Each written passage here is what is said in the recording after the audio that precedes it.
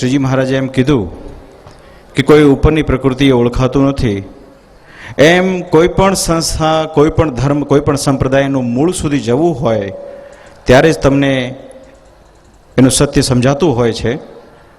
અમે એમ કહેવા માંગીએ છીએ કે શ્રી સ્વામિનારાયણ ગુરુકુળ રાજકોટનું જો કોઈ મૂળ હોય તો એ તરવડા ગામ છે.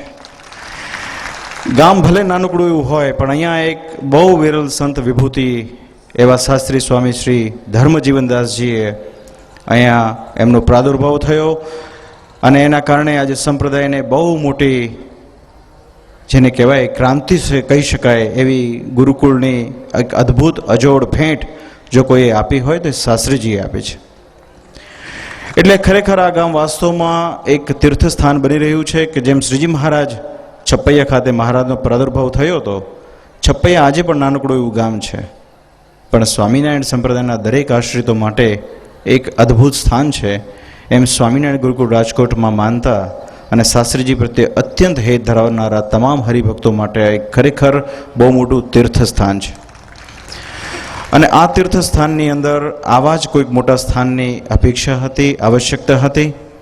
મને કહેતા બહુ આનંદ થાય છે કે તરોડા ગુરુકુળમાં વર્ષોથી અક્ષર નિવાસી પુરાણી સ્વામી હરિપ્રસાદ સ્વામીએ કે જેમણે અનેક હરિભક્તોને માતૃત્વ જેવું માં જેમ પ્રેમ કરે એમ પ્રેમ આપીને લોકોને જમાડીને જેમણે તૃપ્ત કર્યા, એવા હરિપ્રસાદ સ્વામીનો એક પવિત્ર સંકલ્પ કે જે સંકલ્પને પુરાણી સ્વામી કૃષ્ણપ્રિય સ્વામી, ત્યાગ સ્વામી અને તમામ સંતોએ સંકલ્પ જ્યારે સાર્થક કર્યો છે ત્યારે આ તમામ સંતોને હું હૃદયથી ખૂબ ખૂબ અભિનંદન પાઠવું છું.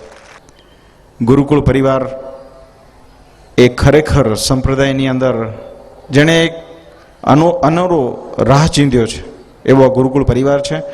હરિકૃષ્ણ મહારાજ મહોત્સવ જ્યારે સફળતાપૂર્વક વડતાલની અંદર ઉજવણો, અમે મહારાજને ત્યારે જ પ્રાર્થના કરી હતી કે આ ગુરુકુળ પરિવાર છે એ અમારી શક્તિ છે. કાયમ આ ગુરુકુળ પરિવાર એના વડે મોટા મોટા મંદિરોમાં, જ્યાં શ્રીજી મહારાજને નંદ સંતોએ અત્યંત દાખલો કરીને જે મંદિરો બાંધ્યા છે, ખાસ કરીને જુનાગઢ, ધોલેરા, વડતાલ, ગઢડા, આ અનેક મંદિરોની અંદર મોટા મોટા ઉત્સવો થાય એવી અમારી મહારાજને પ્રાર્થના છે.